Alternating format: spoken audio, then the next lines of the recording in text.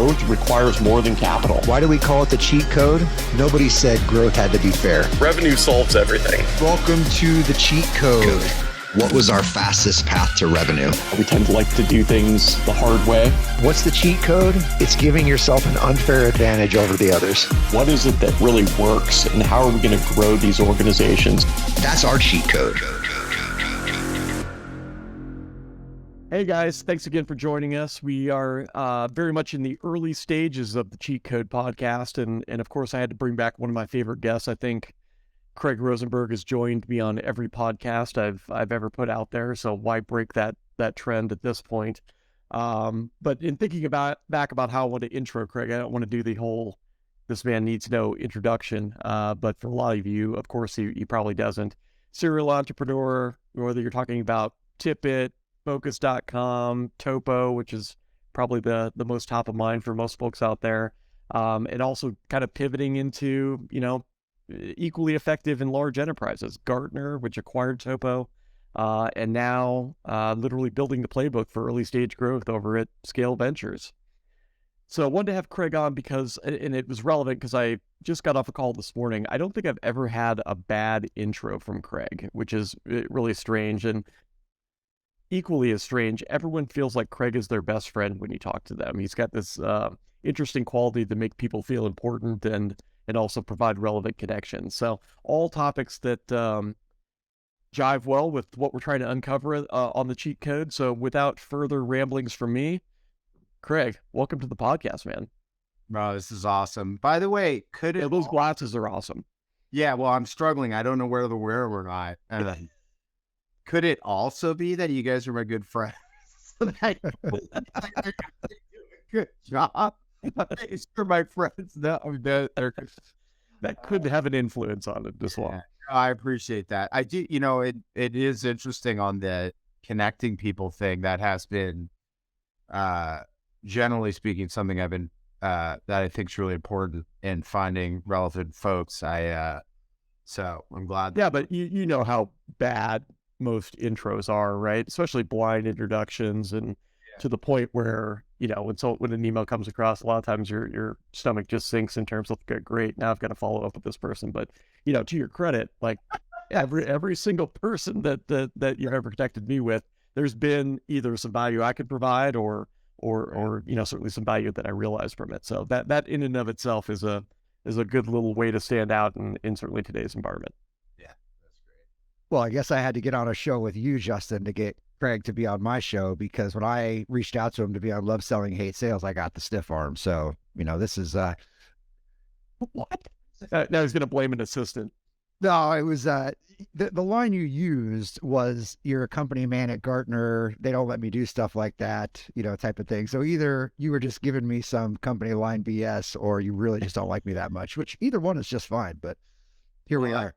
Yeah, I'm going to have to dig through my emails. It's called out. Find verification of said email exchange, but, it's probably a text. I'll get, yeah. It's probably a text that went to the wrong number. Yeah. There's my app. So there it is. Hey, so, as we're talking about, our fundamental thesis here, certainly as we're building in revenue and so on, the word cheat has some negative connotations to it. I personally don't think it's negative whatsoever, but, when you're starting a business, building a business, reacting to market conditions, fill in the blank, like, it's my firm belief, like, you have to find a way to do something different than everyone else. You've got to find a way to grow that isn't the same playbook everyone else is running. So I'm really curious to get your take on specifically the TOPO story, right? Because if I think back to, when did you guys start that business? 15? Well, no, earlier than that. Oh, really? I think we didn't know until 2012-ish. Okay. Yeah. So you think back there, like there are plenty of analyst firms in the space. They're all pretty much focused on the same thing. They say they've got the best data. Everyone's kind of trying to differentiate on breadth of information and data. But you guys kind of enter the market and grow what, swiftly became the source for B2B SaaS amongst, folks like Forrester and Gartner, who eventually acquired you guys, and Sirius, and just the plethora of options there. So I'm curious to get that story and ultimately how that came about. as you know, I like to spend a lot of time on context so you guys can whack me if I start rambling. But Scott and I were, Scott Albro, who was the CEO and also founder of TOPO, we had just sold Focus or Tibbet, and we were just trying to figure out what we wanted to do. And we were just doing consulting. And what we realized was that there was this, like, sort of every account we did, whether it was demand gen, sales development, sales, go-to-market, overall go-to-market strategy, whatever, everyone always wanted to know what the best companies in the world were doing. And so we said, okay, well, maybe there's a business here. There's a couple things that I think were really interesting, which was one, if you want to talk about cheating or speed to market, Scott was like, the way you start this company is you start by looking at everything that people have already done. Cause he just kept reminding me, he's like, look, these analyst firms have been around for a long time. Like, so everyone can say what they want, but they figured out something, right? And so to go to market quicker, like, we looked at public facing financial reports, we looked at things you could find on SlideShare or, whatever, to sort of build the operations and like how we would run our business. Okay. So that was one thing. And by the way, that was a great call. Okay. The other Scott has a tendency to speak just like you said there. The way you build this business seems very definitive around a lot of his things. What are you going to do? I'm sitting there with my hat backwards going, well, I disagree. It's like, no, it made total sense. But then the second part was like, could we tap into what we were seeing, which was there was a set of information that people were getting at this time, which was, B2B go-to-market had been like in an incredible state of change, and SaaS was definitely a new way to sort of build your company, and how you went to market there was very unique. And so there was this this need in the market, particularly for, software companies at the time. It eventually grew to everyone, to understand like what was happening in the go-to-market. And so we felt like we had a niche there. And then, Scott just has this thing, like this is a saying, which was specificity wins. That was the second thing, which was, can we get tactical? And like, can we provide things that people get? So, those two things together were really like important for us to sort of carve our way in. But there was I think some of the key parts of the brand were, one was, we'd always heard the story about Salesforce, how Benioff like hired like his buddy from growing up and said, you're doing Dreamforce, fill the room, I don't care. And it was like the first year or something that Salesforce was there. And we were like, we took that motto. We said, we're doing events, we don't care. It's like the first events were those councils, which I think Justin sponsored. The first He got me to pay for them. Yeah. What a guy. You said, well, do we, can we do it? Do we know how to do it? I'm like, hell, we're doing it. Right. And we're going to put people in the room and we're making it work. And I just remember that getting the first 20 in, it was phone calls, emails, like doing everything we could. And we just like, boom, out of the gate, bringing people together. Now everyone brings people, it's a very good concept and people were doing, but like, it sounds like everyone's like, yeah, well, I get that. But no, like that was core to our business now. So we did that in like the big event, this TOPO Summit, which became like a very good event. That was the same thing. It's like, well, we got to drop, $500,000 to go lock the space down and do it. Do we go smaller? No, like Mark Benioff rule here. We go big, we make the biggest numbers we can, we fill the room no matter what.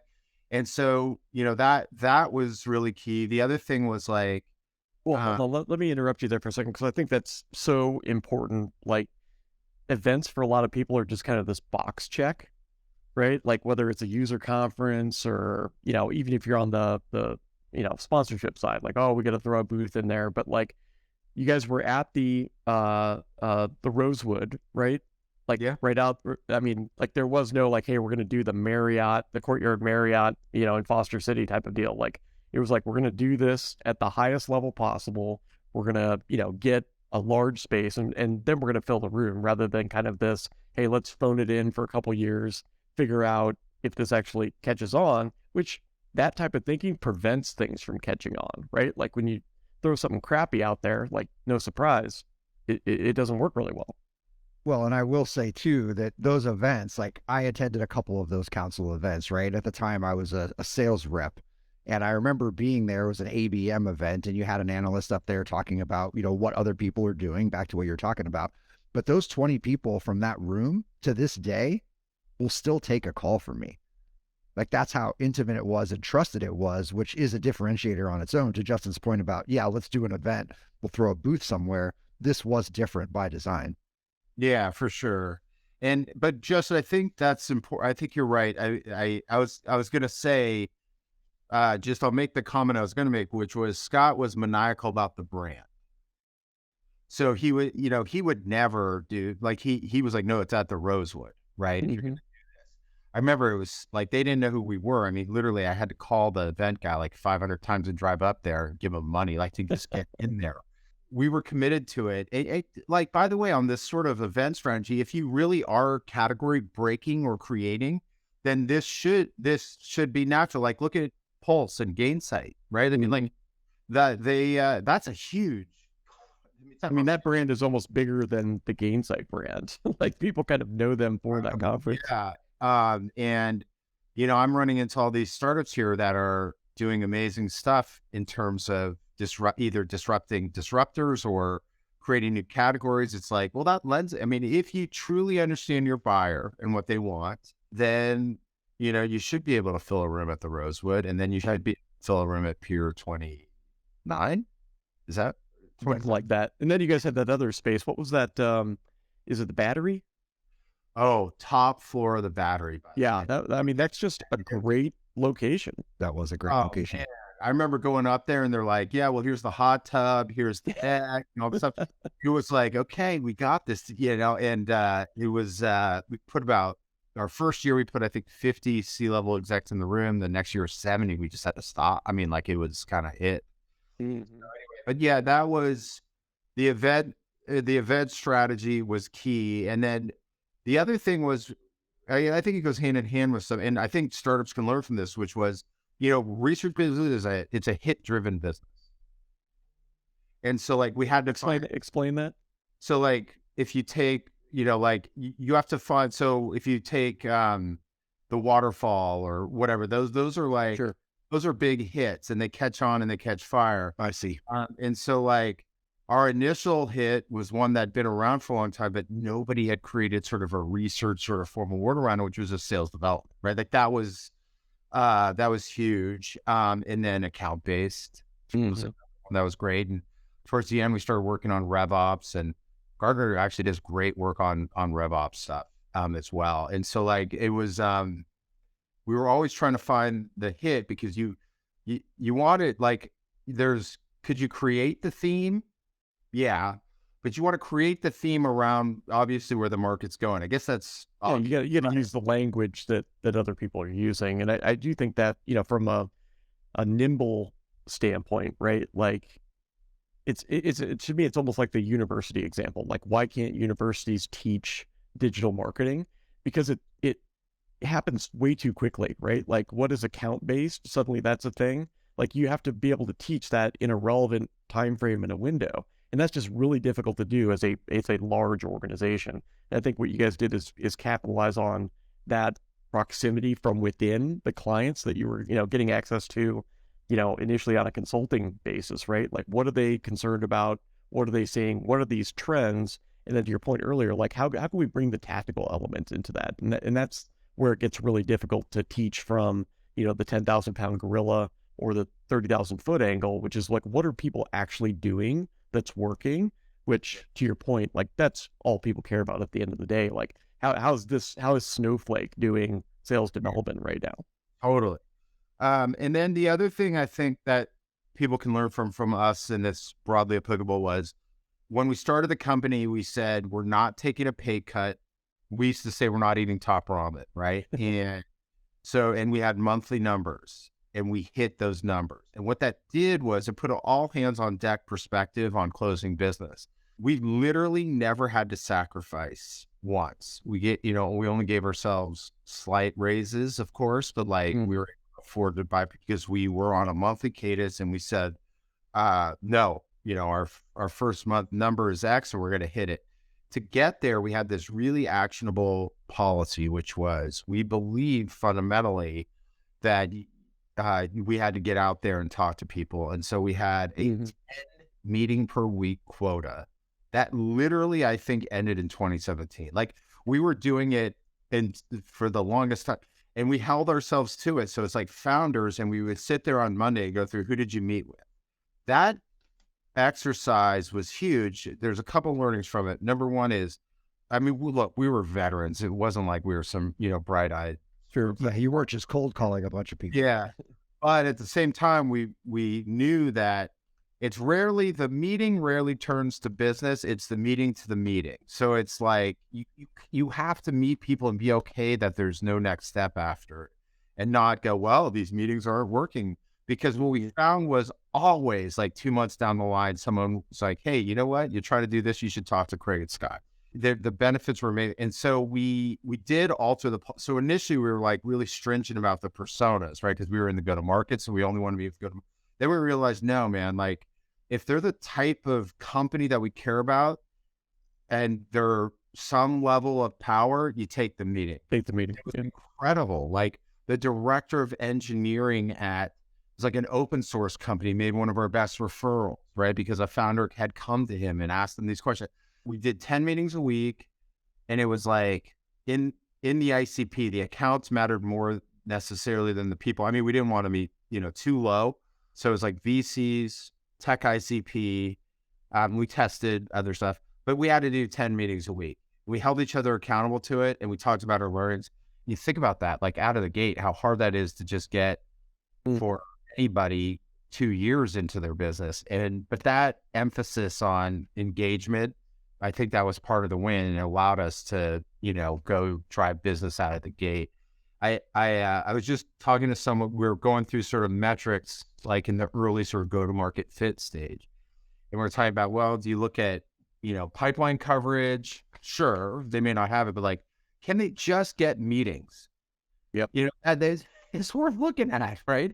And I mean, so anyway, that was another sort of big thing that we did, which was there was no finger pointing. Like, we were all on deck to talk to people every week and to close business and hit the number every month. And we did. Yeah, I think that's, to your point, like you guys are multi-company founders, right? And it's so easy to be like, well, I'm going to take little or no salary, and then, I'm going to kind of take things as they come. But like that proximity to the market is so critical in designing, to your point, like what's the playbook that we're putting together? What's the framework that the market needs?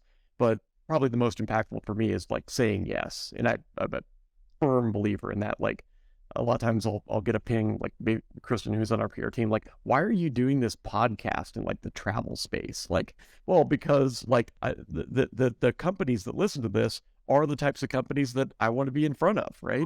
Or the buyer, right? Like it really just is about that exposure. And if you're looking for, did it happen as that direct next step? You're probably always going to be disappointed in those results. But if you look back on a 12-month clip and say, oh, wow, that came from that meeting I took with that startup founder that has no product, and suddenly actually, this truly just happened the other day, like very early stage founder has a PowerPoint deck. I took a meeting with him, gave some advice, and then he introed me to someone who is now an LP within the firm. Like you just can't, to connect those dots in a report or something like that is impossible, but it pays off. Yeah, it may sound obvious, but that kind of consistency builds so much momentum. Totally. And people just don't do things consistently. I don't care who you talk to. It's the easiest thing to do, but it's the hardest thing to do, and nobody does it.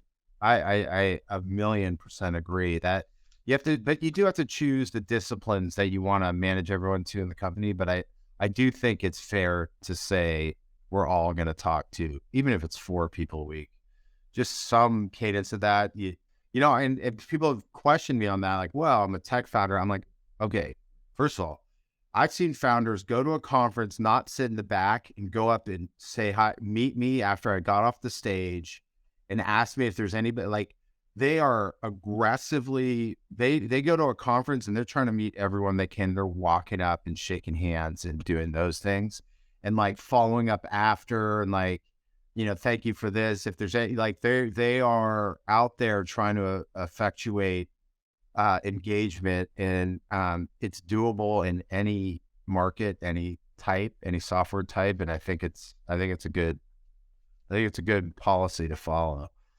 By the way, I was thinking about what you were saying. One thing, what we knew about the person to the person thing was, years ago at TOPO, we did the appointment setting exercise. I think, we used my damp house, at Greenleaf. Mhm. It was like those things were not converting at all. Okay.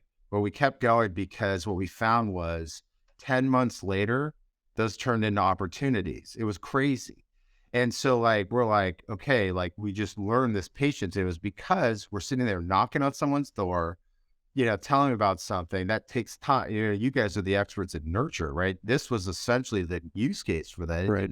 In that it was going to turn into business right away. And that we sort of took that experience to us as we sort of thought about how there's a long tail to these conversations. In that mix, how do you think about referrals? And I'm not talking about referrals to you. I'm thinking like, is an intentional effort for you to provide referrals to, folks within kind of your ecosystem, your network? Because I see you do it a lot, right? Like, and there's, I don't think, a direct incentive to provide those, right? Like when I was at LeadMD, I just get a call, hey, these guys are struggling with XYZ. Of course, they're a client of yours. You're seeing that there, right? But I immediately always took that as, I want to provide something in return for that, right? Like it's not something that was being held over my head, but you just naturally want to repay good things with good things, right? Like, was that an intentional motion, or is that just a byproduct of, working with great companies that need solutions that you can provide? I think it's intentional by me. Right. Yeah, for That's sure. what I'm asking. Yeah. Well, first of all, I'm sort of at that stage in my life where there's parts of business that make me really happy and parts that make me uncomfortable. Sure. One of the things that make me happy is to connect to people that can go do business together, and or anything. Frankly, I had to reach a point where I could do that. I had to reach a point where I was valuable enough to people in my network that they would want to ask me. But when I do feel like it's really important to try to make that happen. And I forget, I think someone I was talking to was talking about taking these meetings with these Wall Street titans, and it's like you get 10 minutes or something in the room with them. Okay. And they're like, how can I help you? Now, what are you going to ask them? Oh, well, could you loan me $100 million? You're not going to ask Jamie Dimon that, but you are going to say things like, well, if you were me, who's the most person that I should absolutely talk to, right? Mm-hmm. And Jamie Dimon will make that meeting happen, right? The person was telling me, it's like, literally, he sits there all day figuring out what people need and making connections. It's a very valuable thing that you can provide. But frankly, for me, it just makes me feel good. Like, I was excited that you told me you had a good meeting for me today, because both people that I referred, you and the other guy, that means a lot to me, So like, It's awesome. Yeah. So I did have some validation on the business side, but really it's something that I think is really great. And I do have this way of picking up people along the way and then getting invited to their weddings and stuff like that. Right. One of those things is just like a lot of the stuff that's really good business for me. It's just like personally very rewarding. Mm-hmm. Now, so where you were going on the question though is, would I tell people to do that? 1,000,000%.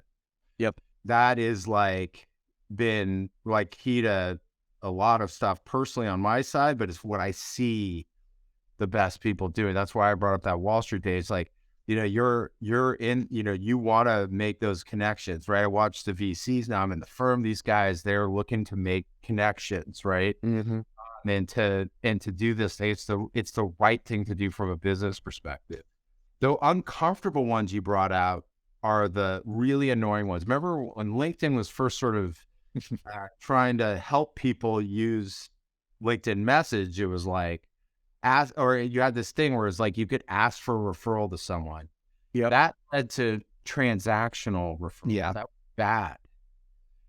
It put the referral business in bad shape. Like there's all these little nuance things. Like, as you know, I mean, I've given up I warn you sometimes now, Justin, but like I used to call you and say, do you want this meeting? Yeah. Yeah. Those things are part of like, helping people connect. So there are really bad connects, you know what I mean? But, Totally. I think I do think it's important, especially for, as you go later in your career and you start to build your network. That's the kind of thing that, as you said, I think you said when you first kicked this off, which was like, it comes back around in a good way. Yep. It certainly does, but also it feels good to know that, connected to people that could go do business with each other. Totally. It is uncomfortable though. Like you brought up a point, like early in your career, having that like hesitation. And I can remember early on in our days at Lead MD, Justin would say, hey, refer this over to so-and-so at such and such company. And I'd be like, why? What are you talking about? Right. And it took time. I'm like, why would they want a referral from me about this? Like, I wasn't connecting the dots. Right. But if you start doing it, again, it's a momentum thing, and you just come from a good place, no matter who you're sending it to, it does build up that groundswell of momentum, and it becomes that connective tissue, and you can see trajectory that you wouldn't otherwise have. It's crazy, but it is a hard thing to wrap your head around, as easy as it seems early. It totally is. And by the way, maybe we should talk to Justin about making you do that in the early days of Lead MD. That might be do we take that route? Actually, you can take whatever route you want. Making so fun of Justin's always a good one. there's this great sales consultant. His name's Dave Brock, and he's been the mentor to me. And like and I remember talking to him about the network and the customer referrals, and he was like telling me, he's been around for a while. He's like, sometimes I'll just have the person I know is hugely valuable. We'll just go get on the call together with the prospect or customer. He's like, because I know that it's going to add value to them if I'm just making this up, the VP of supply chain at Danaher and some other, manufacturer, third party supplier. It's like, if I'm, bringing together those like people is a hugely valuable thing. And, in the case that Dave gave me, it's like sitting there listening to these guys talk. He's like, I'm learning everything I need to know, and added value to both sides. But it is hard. I agree. I'm trying to think of where you meet in your life where you'll probably do a little bit until you sort of gain the business world's trust or your network's trust, and you figure out what's right. Because Justin did say earlier, that there was bad referral one was like the LinkedIn one, but also, man, it is an art to figure out if you're about to connect two of the right people, because that can backfire in the most horrible of ways, right? If you waste 30 minutes of someone important to you's time with something like that, like it's that's so I can see you have to sort of reach this level of enlightenment, I guess. So you have to understand both sides and not just at a superficial level, right? Like, because sometimes even, when I provided referrals, maybe one person doesn't quite see it, right? Like, but, I'm thinking of one instance specifically, but like I knew their business, I knew exactly what they needed. And so I actually had to explain it. And they're like, oh, yeah, shit, that makes total sense. But like, you really do have to understand both sides. And I think the point here is like, you give value to get value. It makes total sense. So I'm curious, I know we're getting tight on time here, but we talked a lot about a lot of different tactics that obviously translated very well at TOPO. What do you think built the most enterprise value come acquisition time? And was that something that Gartner understood? Well, I'm not sure I'd answer the second part of that. I don't know. Well, I guess a different way to ask it is, did that influence, like, so maybe it's events, right? Like, were they like, wow, that events business that you built is one of the primary reasons why we want this org? Yeah. Well, first of all, I mean, I know people, their brain impressions of Gartner around Magic Quadrants and these things, but like it is one of the most well-run at organizations I've ever run into. Oh, it was amazing. I learned so much, honestly. I like, I learned so much about scaled decision making. It was amazing. But in terms of, yeah, I don't know. You know that? I don't know. I think there was a couple things. One is we did crack sales, which a lot of analyst firms have struggled with. And by the way, we did that by going not top down, but going bottom up, which worked. And I tell people that all the time. Oh, I got to reach the CRO. I'm like, oh my God, these are the hardest people to sell to in the world. You have to triangulate around the CRO so that at some point they're like, oh, hey, yeah, no, I know about you. Yeah, sure, let's hang out. You can't. Mm-hmm. So I think there was just a lot of, that was a key thing. I think just what you brought up, like the way that the market responded to us in events and our customers and those things. Yeah. So I don't know how I'd answer that because I'm not sure there's. Well, everything that you mentioned was a core pillar of TOPO, right? Like if you want to bring the sales thing back to 10 meetings a week, if you want to bring, the event side back to obviously like going big on those and making them something worth prestige, like those, I'm a firm believer that those like cheats or those differentiators truly become the enterprise value within a business. And I mean, there's no rocket science there, quite frankly. It's just doing the thing that other people aren't doing, and a lot of time, the hard thing. Yeah, well, that's I think like if I learned anything in the TOPO exercise, because we did both ways, right? One was we found the fastest path in the beginning. We often took the hardest path while we were TOPO, which I regret. I've tried to take into my next recommendations in my life, right? Which is, let me give you an example that I like was so eye-opening. We had our go-to-market network together, and one of the sales ops people in the meeting were like, well, how are you handling the current business environment? And the guy just said, no new money into net new, and everything we're doing from a product all the way through is against the customer. And we're going to hit our number by selling to our customers. That everyone's saying that, that, right? Oh, well, it's all about, and then it's like, well, what do you mean? Right? Whereas this guy said, well, we got these customers, and I look at the revenue plan. If I just lift them 20%, we get the 20% growth we're looking for. In the near term, that's the right thing. And so like they said, well, what can we sell? Right? What product? How do we talk to them?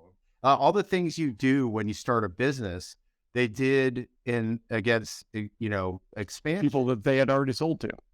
Yeah. And I'm just going, they took the right path. That is a cheat in many ways. Mm-hmm. Well, I've had so many conversations with CS leaders and services leaders even that are over success of the customer, and they all say that same thing, and to the point they don't fulfill on it, right? Like, hey, if I lessened attrition by 10%, if I sold 20% more into that base, like we could hit our number forever. And it's crazy that no one operationalizes that because the entire org is so acquisition focused. Totally. I mean, like, but that's, I liked what I saw the title of your thing. It's like, I know there might be a negative connotation to cheap, but what you're really saying is like, can we just make decisions that, like, it feels like in B2B and in tech, we always try to make the hardest route. Mm-hmm. It's like ABM. When ABM came out, the sales leaders assumed that meant, oh, great, we can finally get into the hardest accounts. Right. And the idea was, no, can we use data to find the easiest? The easy ones. Yeah. And it's like, it's like this, well, we got to do, it's like, the SDRs need to call more. Why? The data says no, well, they're not working hard enough. It's like, once again, okay, so let's make it harder. That's what we want. If they're getting leads, and now this is changing, don't get me wrong. People are going to think I'm not advocating for the phone, but like I had this conversation where the email and LinkedIn and just leaving a voicemail was performing extremely well. Oh no, don't get Josh started on LinkedIn voicemail. They don't not making enough calls. It's like, why? What do you like? And what's driving that decision? It had to be the hardest thing, right? Mm-hmm. And so, so when I think about cheats and what you guys are, how you guys are trying to direct the conversation, I think it's important. It's like, it's almost like a therapy chair. It's like, okay, let loose. Like, what's the fastest thing we can do? And what's the thing that we can do over and over? And that we can hire someone with relatively less experience to be able to go do this. Or we can hire someone and it's not trying to solve some complex algorithm to figure out how to be successful in their job. I think it's really important. I think it's definitely something I learned. I have scars on my back from just trying to build TOPO and sometimes choosing to do the hard thing instead of the easy thing. But I'm now seeing really great examples of people making really good decisions based on the cheat instead of their memories of having to make 600 phone calls in a day, or, having to hit the net new as like a moral imperative instead of like, this is that makes sense. Yeah. So great way to take us home. Well, Mr. Rosenberg, as always, appreciate you joining us. I'm Justin Gray, and Mr. Josh Wagner. Couldn't have said it better myself. Do the thing that makes sense. Do the thing that's easy. Stop doing the hard stuff. Thanks for joining us on the Cheat Code. Thanks, guys.